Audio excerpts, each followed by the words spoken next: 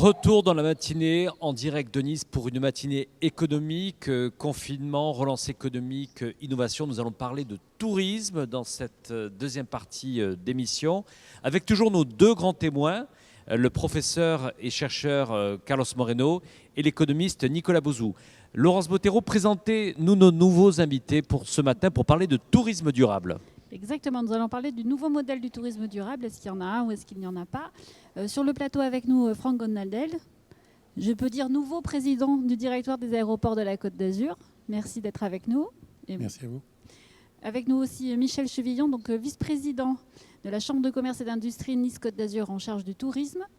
Et il a notre casquette, mais on en parlera plus tard dans la vie civile. Et avec nous en visioconférence, François Caudet, vous êtes le président du directoire de la Caisse d'épargne Côte d'Azur. Bonjour et merci d'être avec nous.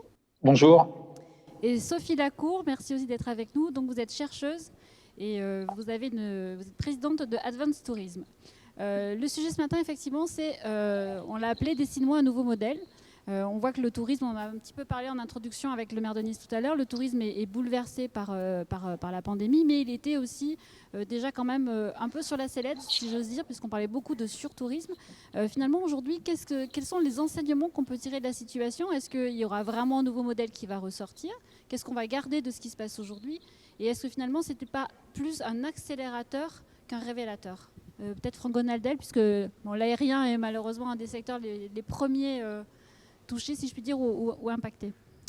Oui, alors c'était effectivement déjà une question qui se posait avant même la pandémie, avant même le Covid. On voyait bien que la clientèle tourisme commençait à se poser beaucoup de questions et un certain nombre d'acteurs du tourisme, d'ailleurs, en anticipation, commençaient à proposer une nouvelle façon de voyager, une nouvelle façon d'envisager le tourisme. Et certaines villes, et à Nice, je pense que le maire a été très clair, il le souhaitait que sa ville reste une ville touristique, mais avec mesure. Et donc cette transformation avait été initiée avant la pandémie, et je pense que cette transformation s'accélérera dans les prochaines semaines.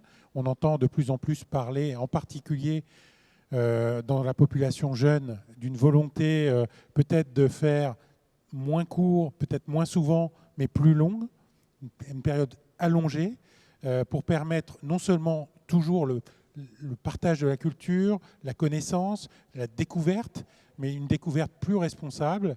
Et je pense qu'à la sortie de ce confinement, à la sortie de cette pandémie, un certain nombre de modifications arriveront. Moi, je reste profondément optimiste.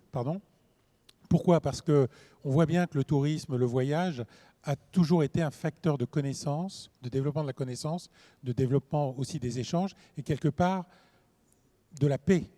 Parce que quand on dit qu'on communique, quand on dit qu'on découvre, eh bien, c'est autant de choses qu'on ne fait pas de façon négative.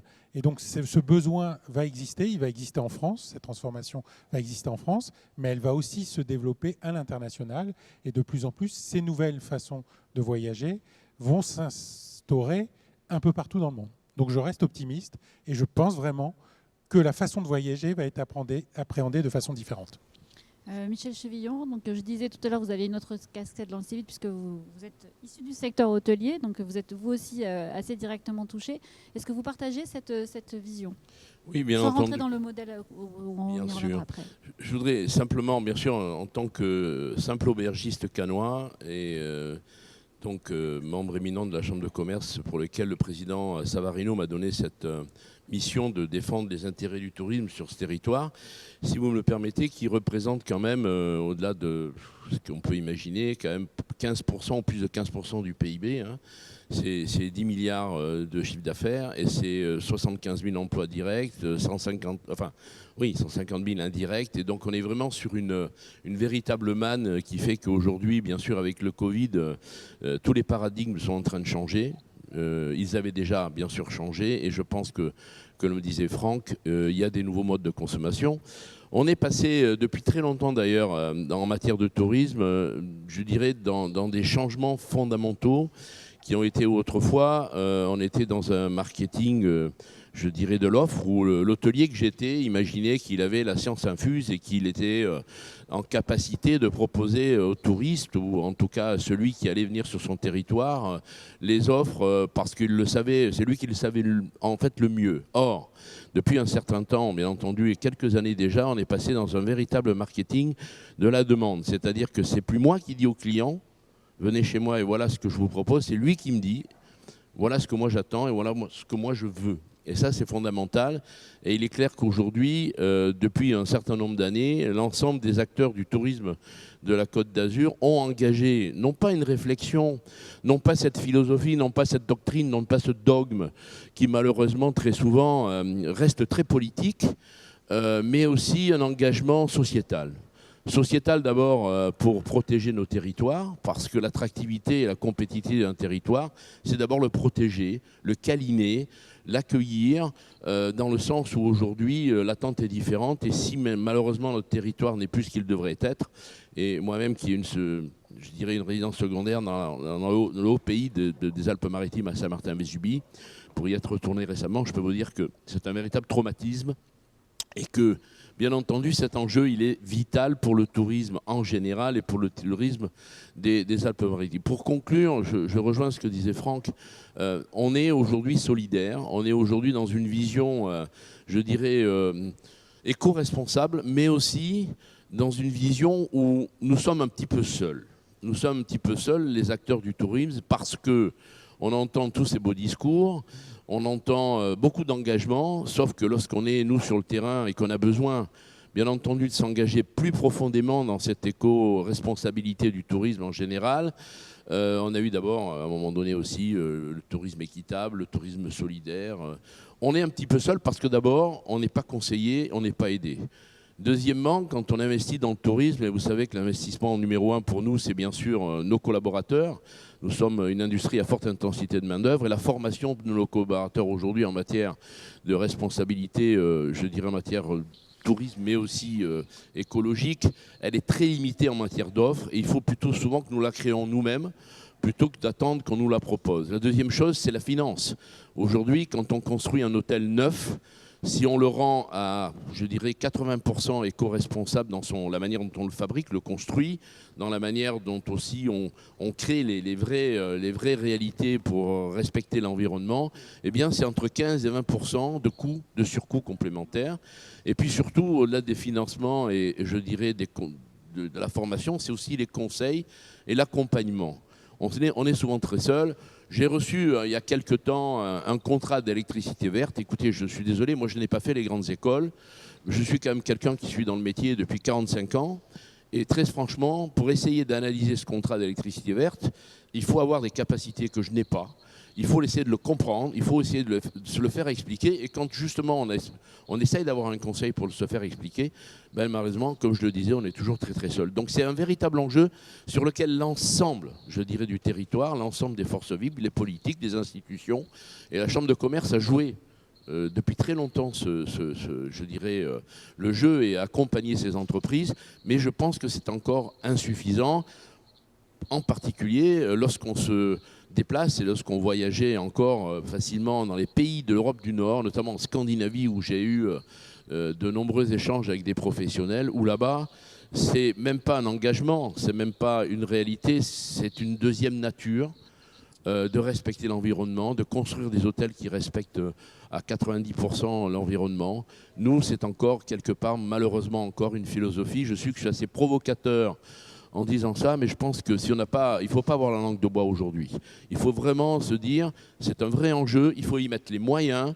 Et je pense que c'est, comme le disait Franck, une véritable opportunité de relance en matière dans l'offre, bien sûr, mais aussi dans la capacité de communiquer, parce que nous ne communiquons pas assez là-dessus, et aussi d'être tous fédérés, acteurs du tourisme, les socioprofessionnels qui s'engagent déjà beaucoup, mais aussi les institutions et les politiques.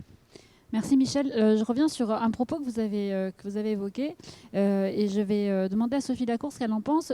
Sophie, quand on a échangé ensemble, vous me disiez j'ai longtemps prêché dans le désert parce que le sujet du tourisme de demain, si on peut l'appeler comme ça aujourd'hui, vous dites ça fait déjà 6 ans que je travaille dessus et vous avez pris votre bâton de pèlerin et il y a 6 ans on ne vous entendait pas du tout. Aujourd'hui, alors qu'est-ce qui a changé? Et est-ce que vraiment aujourd'hui ça va être suffisamment audible? C'est-à-dire est-ce que ça va être audible assez longtemps pour qu'il y ait une transformation qui se fasse réellement? C'est effectivement 6 ans, un peu plus de 6 ans maintenant que je travaille beaucoup sur l'intelligence artificielle, la robotique, mais aussi le tourisme du futur, c'est-à-dire qu'est-ce qui va devenir sociologiquement. Et effectivement, au départ, j'étais un petit peu regardée comme quelque chose d'amusant, mais pas de très sérieux. Et effectivement, maintenant, on commence à s'intéresser vraiment au sujet.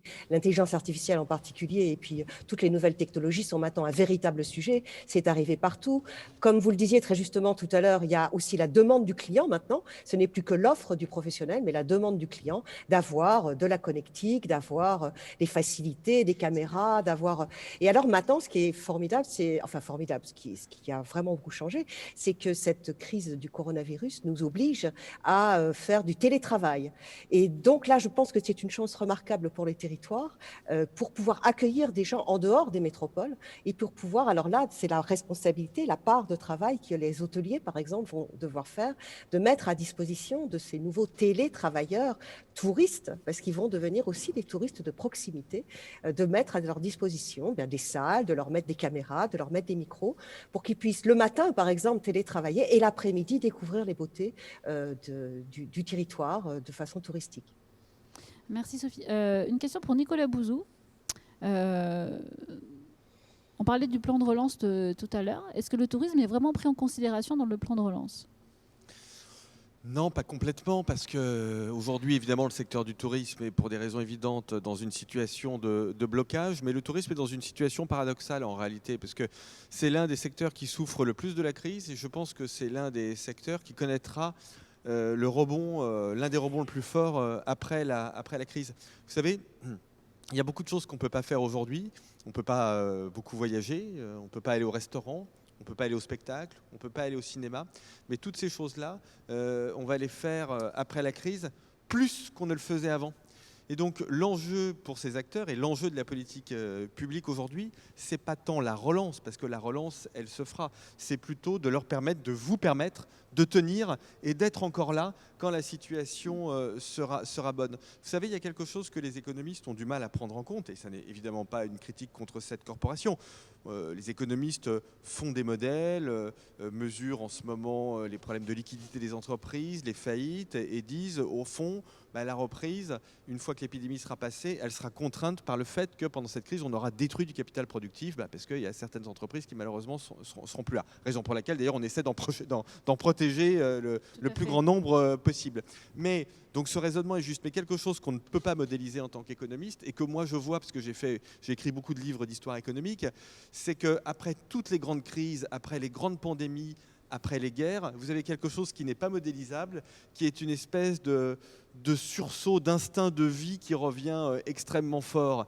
Et le restaurant, on adorait y aller, mais vous voyez, après la crise, on ira encore plus. Le théâtre, on ira encore plus, et les gens qui n'y allaient pas iront. Et puis, aller passer un peu de temps dans un hôtel, même pas très loin de chez nous, à 200 km de chez nous, on le fera encore plus. Donc, il faut être prêt à ça. Donc, je suis vraiment très confiant sur l'avenir du tourisme. En revanche, on ne va pas se mentir, il y a devant nous quelques mois qui seront extrêmement difficiles. Et donc, il faut tenir, et c'est ce que je disais dans la table ronde précédente, il faut paradiner, il faut donner de l'argent, tout simplement, donner de l'argent à ces entreprises pour leur permettre de tenir pendant encore quelques mois. Alors Nicolas, vous me donnez la parfaite transition pour demander à François Caudet. Alors, vous êtes donc le président de la Caisse d'épargne, le directeur de la Caisse d'épargne Côte d'Azur. Vous accompagnez les entreprises du tourisme. Vous avez même un business model qui est d'avoir adressé la filière du tourisme un peu par segment, notamment sur la viticulture et le nautisme. Quand vous entendez Nicolas Bouzou dire il faut donner de l'argent, comment est-ce que vous accompagnez les entreprises? Est-ce qu'il faut donner de l'argent et les faire tenir dans la durée? Donc l'accompagnement, il est quoi aujourd'hui?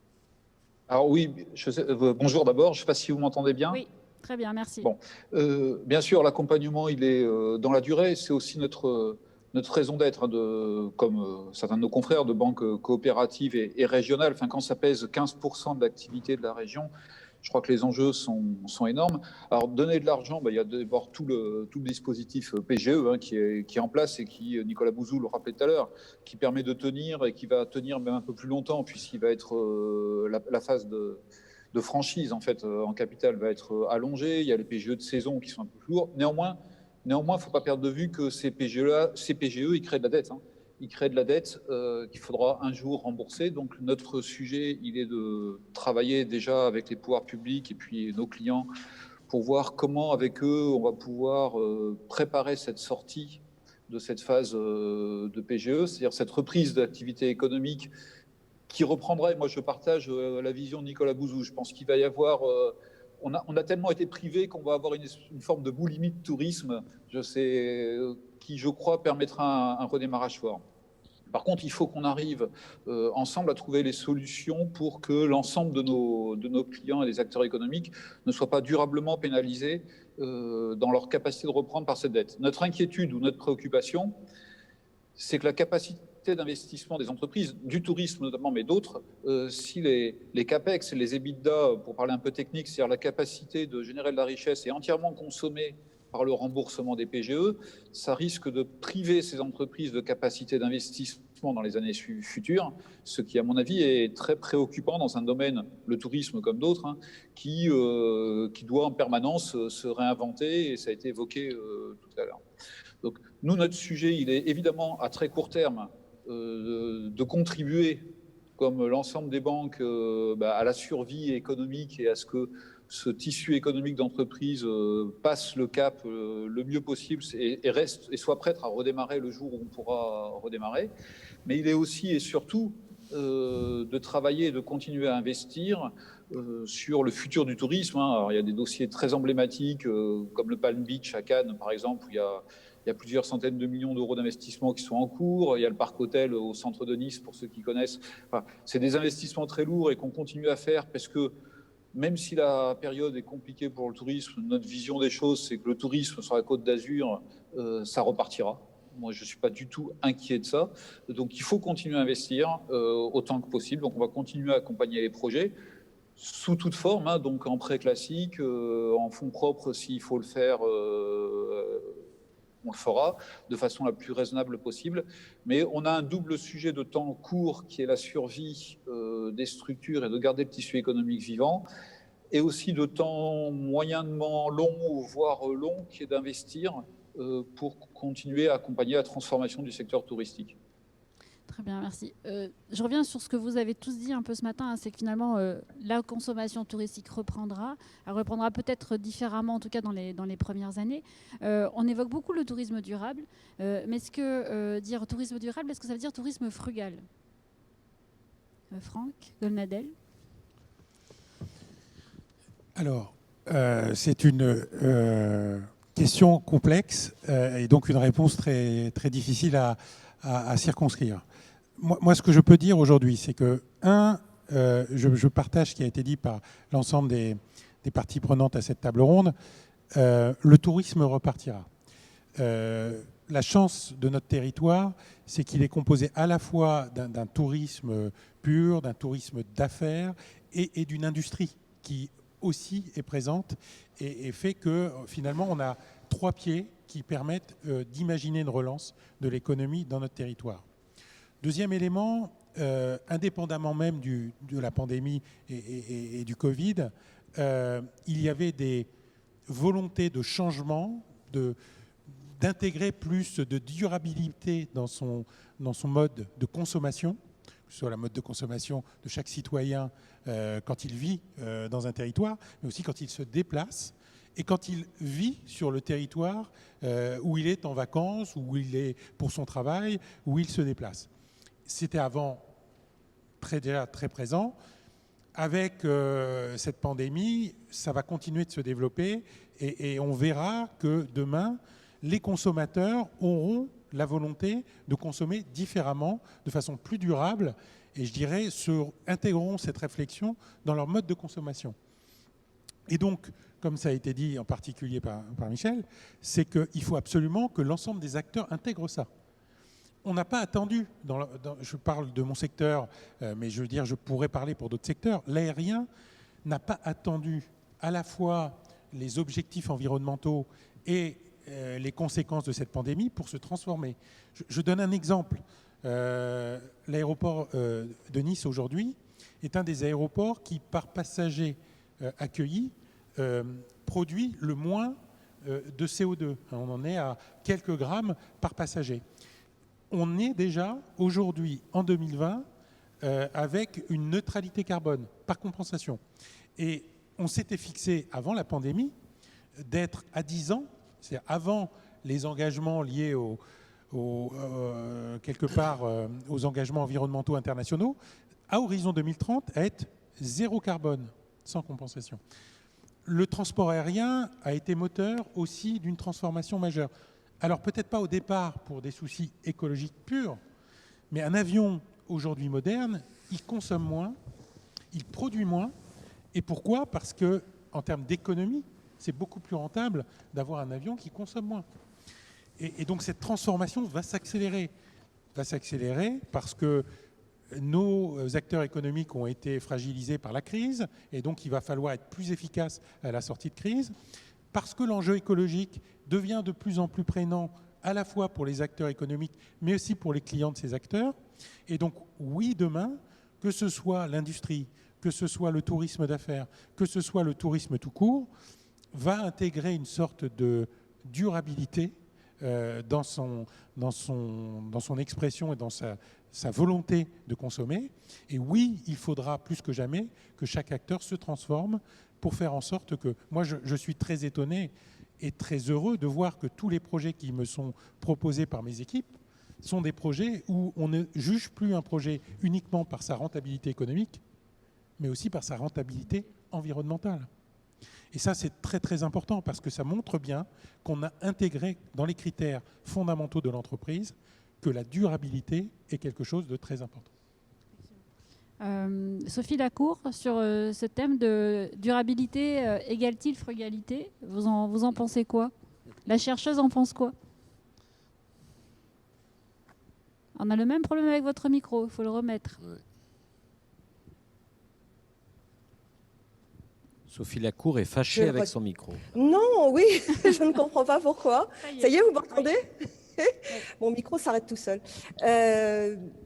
Oui, alors, oui, durabilité et frugalité, je suis tout à fait d'accord avec ce que vous dites par rapport au fait que la durabilité est intégrée maintenant. Donc, c'est pas la frugalité, c'est autre chose. C'est une autre démarche par rapport à ça. C'est une façon de consommer qui essaye de consommer moins, peu. C'est différent. La durabilité, c'est quelque chose de capital et qui est vraiment intégré maintenant. Il y avait une étude Booking qui est parue l'année dernière qui était très intéressante, qui disait que 85% des touristes maintenant voulaient intégrer la notion de durabilité dans leur déplacement. Donc, c'est vraiment, comme vous le disiez tout à l'heure, intégré dans le désir des touristes. Et ils veulent le faire à la fois pour consommer moins, c'est-à-dire consommer de façon durable et responsable, parce que le mot responsable aussi est très important par rapport à ça. Mais ils veulent le faire aussi pour une éthique morale, parce qu'ils pensent que pour préserver nos ressources, c'est quelque chose d'important. Et le surtourisme était en train de nous apprendre de toute façon qu'il fallait aussi préserver nos ressources touristiques. Parce que le surtourisme, c'était aussi malheureusement un moyen de détruire nos potentiels touristiques tels que nous les avions jusqu'à présent. Merci Sophie. Michel, je suppose que c'est un discours que vous entendez, ça, le surtourisme détruit le tourisme et finalement la crise est presque un révélateur de l'importance du tourisme. Oui, certainement quelque part. Moi, je voudrais dire quand même que nous avons la chance d'être sur un territoire, la Côte d'Azur, qui est une marque mondiale. Voilà. Personne ne l'a encore dit, moi je le dis. Une marque mondiale, elle a des qualités, elle a aussi quelques défauts de temps en temps qu'il faut qu'elle corrige. Et cette marque mondiale, elle est liée aussi à la manière dont on consomme ce tourisme aujourd'hui sur la Côte d'Azur. Il n'y a, à mon sens, jamais eu sur la Côte d'Azur ce qu'on peut appeler le surtourisme ou un tourisme de masse. Nous ne sommes ni sur la Costa del Sol, ni sur la Costa Brava, ni sur certaines destinations mondiales où on va en Thaïlande par million. Je pense que la Côte d'Azur, chaque année, il y a 14 millions. Il y avait 14 millions, Franck, de touristes qui venaient. Et puis la chance qu'on avait aussi, c'est qu'ils étaient, ces touristes, dans une logique différente en matière de segmentation. Et la segmentation en matière de durabilité et d'environnement durable, elle est très très importante. Pourquoi ? D'abord parce que vous avez un tourisme de qualité sur une marque mondiale qui est Côte d'Azur, où malgré tout, nous avons une dépense per capita de touristes qui viennent sur la Côte d'Azur qui n'est pas la même que sur d'autres régions françaises et qui n'est pas la même aussi par rapport à d'autres régions européennes. En matière de tourisme d'affaires, par exemple, le savoir-faire de la Côte d'Azur, qui va de Menton jusqu'à Théoul. Hein. Je ne parlerai pas de certaines destinations dont lesquelles je suis très proche, à Cannes notamment, mais on a toujours eu un travail énorme qui a été fait avec les organisateurs de salons professionnels, de congrès, sur l'ensemble des segments du MAS, qui ont fait que quelque part, il y a toujours eu cette volonté, d'abord d'être responsable socialement, ensuite au niveau durable, et qui fait qu'à un moment donné, on a toujours aussi limité. Vous savez, quand on est arrivé à l'époque sur un MIPIM à Cannes, Salon mondial d'immobilier, à 35 000, 38 000 personnes, c'était un grand maximum. On a perdu en son temps le 3GSM qui est parti à Barcelone parce qu'on avait aussi 35 000 personnes et là-bas ils sont 100 000. Donc on a aussi cette capacité à un moment donné à se dire on est aussi sur des zones contraintes. On est aussi sur des zones contraintes. On ne veut pas, je le dis aujourd'hui encore, au nom de l'ensemble des professionnels, et je ne rejette aucun type de tourisme ou aucun type de dépenses, en tout cas, je dirais, ou somptuaires pour certains touristes très très riches qui viennent sur la Côte d'Azur, ou certains touristes qui ont moins de moyens, mais en avant tout, je dirais, on est une destination haut de gamme. Et cette destination de gamme, elle est transversale sur la Côte d'Azur.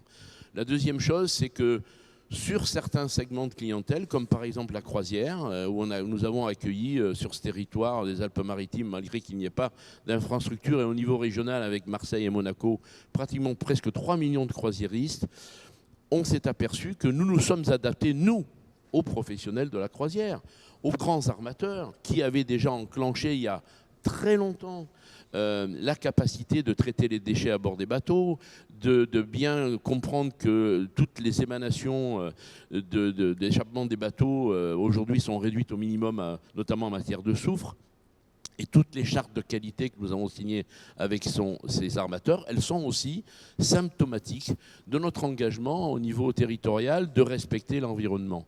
Ensuite, pour finir sur cette réponse, je pense que effectivement, on est aujourd'hui dans une attente client, on est aujourd'hui dans une vraie réalité sociétale qui fait que le Covid là, a été un révélateur et a été aussi quelque chose de très profond dans le changement des attentes des consommateurs. C'est remettre le tourisme avec au centre l'humain.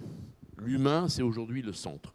C'est l'humain qui, à mon sens, va faire que, effectivement, comme l'a dit Nicolas tout à l'heure, la Côte d'Azur repartira parce que l'humain, aujourd'hui, il a d'autres attentes, mais l'humain aussi, il est très concerné par la planète, il est très concerné par le respect de l'environnement, le traitement des déchets. Je discutais récemment avec quelqu'un qui avait fait un voyage en Croatie l'année dernière, en été, et qui m'a dit les infrastructures, elles sont complètement saturées. Pour faire 5 km, il faut 3h30. Pour essayer d'évacuer tous ces déchets par ces touristes innombrables qui viennent sur la Croatie, eh bien, très souvent on en arrive à des situations terribles que l'on vit au jour le jour dans ce qu'on voit et ce qu'on entend et surtout ce qu'on ressent. Et donc je crois qu'il faut aussi par rapport à ça remettre l'humain au centre de tout ça. Et l'humain, bien entendu, c'est par rapport aux attentes que les touristes ont, mais c'est aussi par rapport, et je répète, je suis très attaché à ça, à nos collaborateurs qui sont notre première richesse et qui tous les jours nous disent moi, travailler dans une entreprise qui ne respecte pas aujourd'hui l'environnement ou qui n'a pas de politique de respect de l'environnement, j'ai un petit peu de mal à y venir tous les matins. Christophe a une question, après on reviendra Laurence, sur les compétences. on a beaucoup de questions de la part justement de nos internautes sur les réseaux sociaux. Peut-être première question pour François Caudet, qui nous écoute, le président directeur de la Caisse d'épargne ici Nice Côte d'Azur. Question, est-ce que vous favorisez, puisque vous êtes un banquier régional de proximité, on voit que le secteur du tourisme quand même est fortement fragilisé durant cette pandémie, est-ce que vous défendez une logique de une consolidation du secteur? Est-ce qu'aujourd'hui il faut rapprocher certaines PME pour se montrer plus fort demain face à de nouvelles crises? Je suis pas convaincu de ça, parce que ça a été dit tout à l'heure, le tourisme, c'est aussi un aspect très humain, et je pense que l'agilité des petites structures, l'adaptation et la diversité de l'offre touristique dans la région doivent rester une richesse. Donc, qu'il y ait une coordination pour vendre la marque Côte d'Azur, pour avoir une cohérence touristique, un peu comme on fait dans l'urbanisme, par exemple. Je crois que ça a du sens. Après avoir des méga structures, des méga entreprises du tourisme dans la région, je ne suis pas convaincu que ça réponde vraiment à une demande d'un tourisme qui est de plus en plus diversifié. J'intègre par exemple, nous on commence beaucoup à travailler avec la viticulture, avec le nautisme. Il y a des formes de tourisme un peu différentes dans l'arrière-pays, dans le Var par exemple, sur le no-tourisme, etc. Et je pense que si on crée des méga structures touristiques, on irait un peu à l'encontre de la diversité du territoire. Une question complémentaire qui sera utile pour nos internautes, François Cotet, c'est existe-t-il un véhicule, un fonds d'investissement ici régional sur le tourisme? C'est une question qu'on nous pose. Oui, on a lancé, notamment avec la Chambre de commerce, un fonds dédié au tourisme, justement avec M Capital, qui est une société de gestion, dans lesquelles nous investissons un peu plus de 40 millions d'euros à court terme, et puis si la demande est importante, on continuera. La vision est de favoriser notamment la transformation. On a beaucoup parlé aujourd'hui sur des sujets RSE au sens large notamment, de favoriser la transformation et le renforcement des entreprises du tourisme de la région. Donc oui, bien sûr, on investit en tant que banquier classique, mais aussi avec des fonds propres. Merci Laurence. On a une question pour Nicolas Bouzou, pour Carlos Moreno. Nicolas Bouzou, faut-il favoriser le tourisme parce que c'est du non délocalisable? Est-ce que dans le plan de relance, faut-il finalement favoriser les activités qui sont non délocalisables? Non. Enfin, je sais que quand je dis ça, ça semble très, très étonnant, mais vous savez, 80% des secteurs d'activité vont voir le gouvernement en leur disant mais il faut nous soutenir nous parce qu'on n'est pas délocalisable. Donc je pense que ça ne peut pas être le seul choix. Non, je pense qu'il faut aider le tourisme d'une part parce que c'est l'un des secteurs qui aujourd'hui souffre le plus, ça c'est la première raison. Deuxièmement parce qu'en France, on a des atouts en matière touristique qui sont absolument extraordinaires et qu'il faut les développer et qu'il faut les protéger. Et puis il faut le soutenir ou plus exactement l'aider dans la mesure où il faut préparer l'après-crise. Et je pense qu'on est tous d'accord autour de cette table pour dire que le tourisme aujourd'hui connaît un certain nombre d'évolutions qui sont liées aux contraintes qui pèsent sur l'environnement. Donc il faut faire les choses différemment. C'est une nécessité environnementale. Ça correspond aussi sans doute à des attentes des consommateurs. Et ça, je pense que je suis libéral, mais je pense que tout ne peut pas se faire tout seul et qu'il faut que ce soit aidé d'une façon ou d'une autre ou incité d'une façon ou d'une autre par les pouvoirs publics. Je prends l'exemple en 35 secondes, mais l'exemple qui me passionne, comme vous savez, de l'avion. Moi, je suis un très grand défenseur de l'avion pour des raisons économiques, mais aussi pour des raisons philosophiques. Je considère que l'avion, c'est ce qu'expliquait Antoine de Saint-Exupéry, c'est un outil qui permet de voir le monde autrement, qui permet de se décentrer, de s'arracher à soi. Et donc, j'aime les avions et je ne veux pas d'un monde sans avion, mais il est bien évident qu'on doit aller vers un avion qui soit, je ne sais pas, un avion hybride ou un avion à l'hydrogène. Et ça demande de mobiliser des moyens publics et privés qui sont absolument colossaux. C'est un défi pour une génération. Et c'est passionnant, vous voyez, ça donne du sens à l'action privée et à l'action politique. Alors on a beaucoup, Laurence, de questions, et des questions un peu poil à gratter, Laurence. On me dit, finalement, Carlos Moreno est assis de l'homme qui défend plutôt un tourisme à longue distance, et Carlos Moreno défend la ville du quart d'heure. Alors, question pour Carlos Moreno, est-il conciliable justement de défendre un modèle de proximité, de défendre qu'on doit maintenant avoir une empreinte carbone réduite? Ça s'applique bien sûr dans votre vision aussi pour les Niçois, et à la fois défendre un aéroport qui a un rayonnement international, qui est le deuxième aéroport après Paris. Est-ce que c'est compatible de défendre la ville du quart d'heure et une stratégie de tourisme mondial? Il n'y a aucune contradiction puisque la ville du quart d'heure est une manière d'exprimer le besoin d'avoir une vie multiservicielle, polycentrique, réduire les distances de notre vie quotidienne et d'avoir donc cette ville qui optimise l'ensemble de ses ressources dans le quotidien. Ensuite, il y a les aspects qui sont liés au tourisme, c'est-à-dire la notion de découverte des autres. Et comme l'a dit à juste titre Nicolas Bouzou, nous, on ne défend pas les villages gaulois où je suis retranché, on défend l'optimisation des ressources dans cette ville polycentrique, mais qui va de pair avec l'accueil, avec l'altérité, avec l'empathie, avec le respect des autres cultures, la découverte des autres cultures, la mise en égalité par rapport à tout autre. Donc le tourisme, il a toute sa place dans ces villes du quart d'heure. Nous, ce que nous voulons avec le tourisme, c'est un tourisme qui est respectueux des ressources dans lesquelles nous sommes. Très concrètement, par exemple, nous nous opposons dans cette notion de la ville des quarts d'heure à soustraire de la ville de logements, comme c'est le cas des plateformes de type Airbnb, qui seront sacrifiées pour des gens qui sont des passages et qui vont désincarner la ville. Donc effectivement... Vous êtes pour une régulation, pour une suppression ouais. Personnellement, et je l'ai dit avec la ville de Paris, Anne Hidalgo, nous sommes la ville de Barcelone, la ville de Berlin, la ville de Milan, en fait c'est la ville de Bruxelles, il y a un pool de villes européennes qui ont demandé une régulation, effectivement, de telle sorte qu'on puisse louer son logement pour arrondir sa fin de mois, mais sur un nombre de jours limité dans l'année. Donc on parle aujourd'hui de 30 jours, afin de ne pas soustraire des milliers de mètres carrés du parc donc, de location indispensable pour que la ville soit incarnée. On ne veut plus de villes fantomatiques parce que ces logements donc, ne sont occupés que quelques jours par semaine au profit des intérêts particuliers. Laurence Bottero, toujours question cette fois-ci pour le président de l'aéroport. Est-ce que finalement, après cette crise, ça va changer totalement l'offre? Alors, se mélange aussi des questions en disant, mais finalement, si Joe Biden gagne, c'est le retour des États-Unis dans l'accord de Paris. Est-ce qu'il y aura toujours le maintien des vols entre Nice et New York? Apparemment, on doit avoir des internautes qui s'inquiètent qu'il n'y ait plus de Nice-New York s'il y a un retour des accords de Paris. Alors, d'abord, je vais commencer par un peu répondre aussi à la question d'avant, parce qu'elle semblait nous opposer. Alors, je suis parfaitement en phase avec ce qui vient d'être dit. Et à titre d'exemple, je pense que l'aéroport de Nice est un exemple. C'est un lieu d'intermodalité. Le tramway voulu par la métropole, par son maire, est maintenant intimement à l'intérieur de l'aéroport. Il permet de réduire l'impact de transport local, des personnels, de tous les acteurs, y compris des passagers qui peuvent venir aujourd'hui à l'aéroport sans utiliser leur voiture particulière.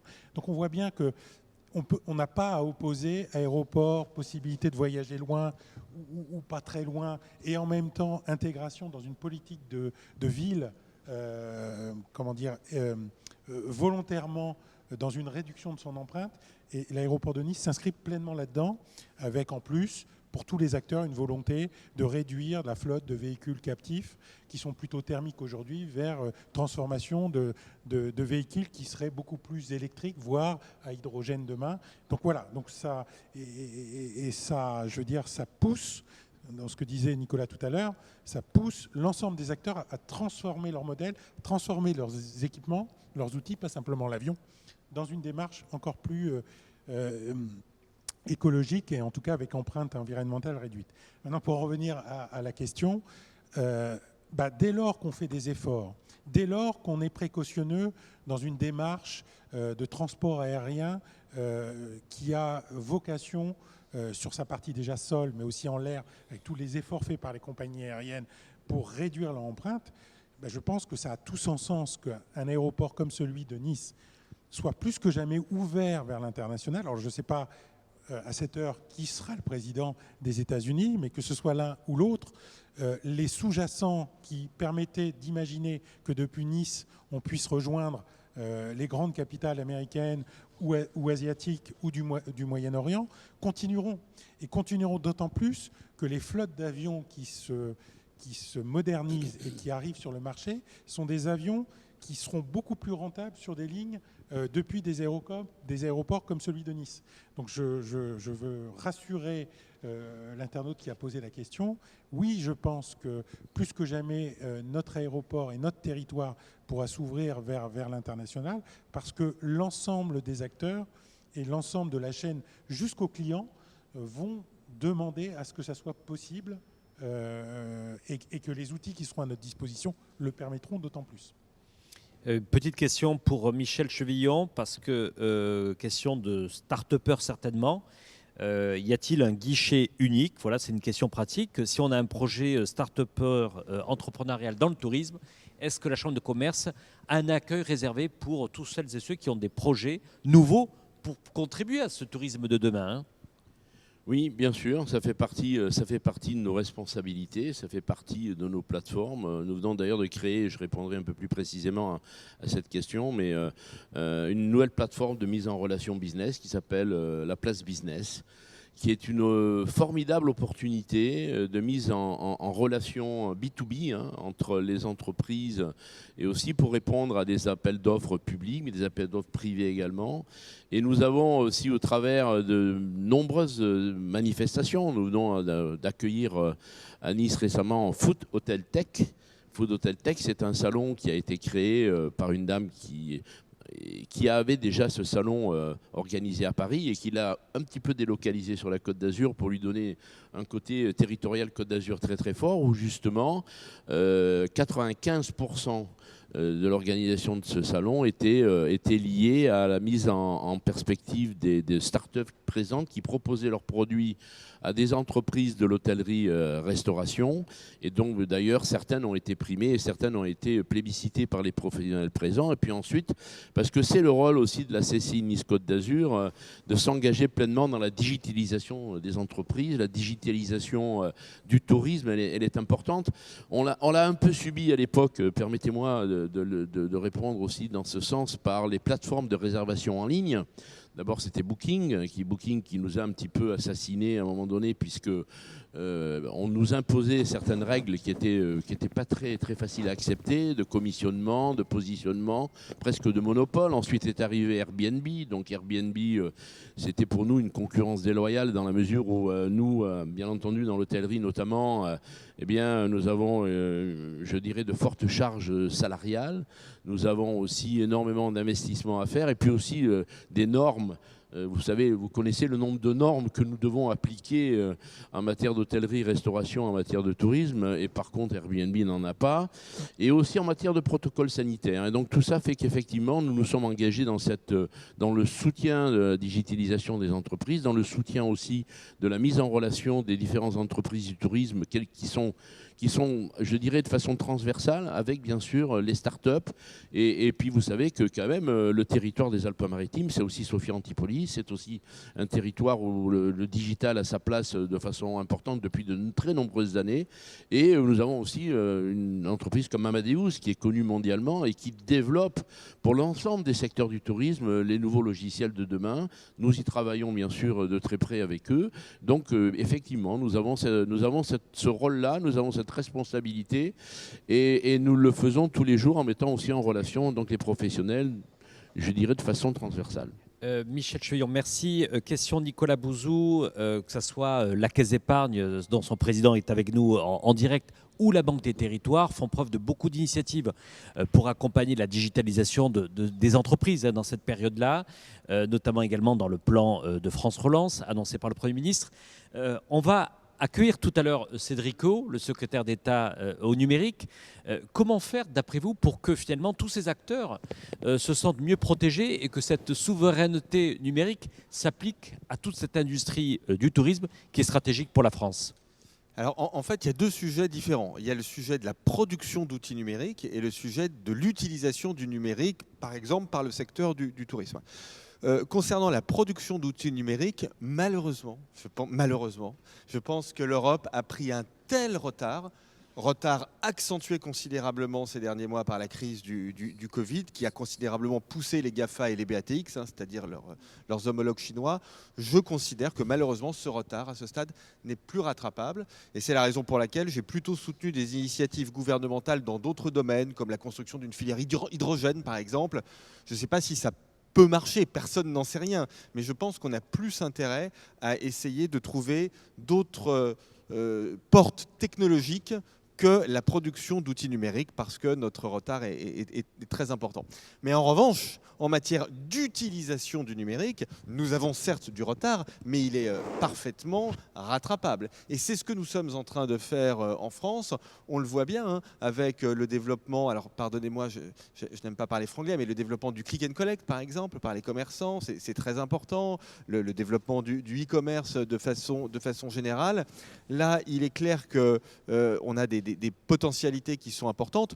La meilleure façon pour les pouvoirs publics d'aider ça, en fait, c'est très simple. Hein. C'est tout simplement de trouver, mais il y en a dans le plan de relance, en réalité, des dispositifs fiscaux, de subventions ou de prêts aidés pour les investissements dans les outils numériques. Et d'ailleurs, j'en profite pour dire, puisque vous parlez de France Relance, qui est un plan que je connais bien, France Relance, il y a énormément de choses dedans. C'est le charme et les défauts de notre pays. Ce n'est pas un plan de relance, c'est 60 ou 70 dispositifs en réalité.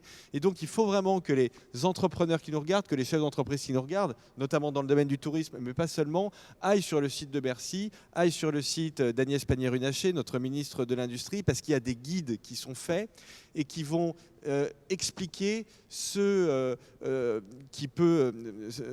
dont vous pouvez bénéficier, notamment en matière de numérique, et ça va vous donner les interlocuteurs, parce que des interlocuteurs, malheureusement, en France, il y en a plein. Il y a la BPI, il y a la Caisse des dépôts, il y a les directs.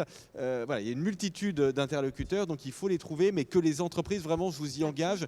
Ce plan, il est quand même très largement fait pour les entreprises, notamment, comme vous le dites, Jean-Christophe, pour la modernisation, pour les investissements dans le numérique. Et donc, il faut aussi que les entreprises aillent chercher les aides dont elles peuvent avoir besoin. Merci Nicolas Bouzou, ça sera le mot de la fin. Dans quelques instants, Laurence Bottero, justement, va poursuivre les échanges en accueillant David Lacomblède. On va parler de jumeaux numériques. Tout d'abord, on va remercier bien sûr François Caudet qui était en direct. Merci à vous, merci au président de la Caisse d'épargne qui joue un rôle important. On ne parlera jamais assez du rôle des banquiers dans cette période de crise qui ont été quand même à la fois réactifs et mobilisés. On le sait ici dans cette région sud et ici à Nice, Côte d'Azur. Merci à Sophie Lacour. Merci au vice-président de la Chambre de commerce, à Michel Chevillon. Merci à Franck Goldanel qui nous a rassuré. Il y aura encore dans le futur des vols entre Nice et New York. Nous gardons Nicolas Bouzou et Carlos Moreno. C'est à vous, chère Laurence. Merci Jean-Christophe.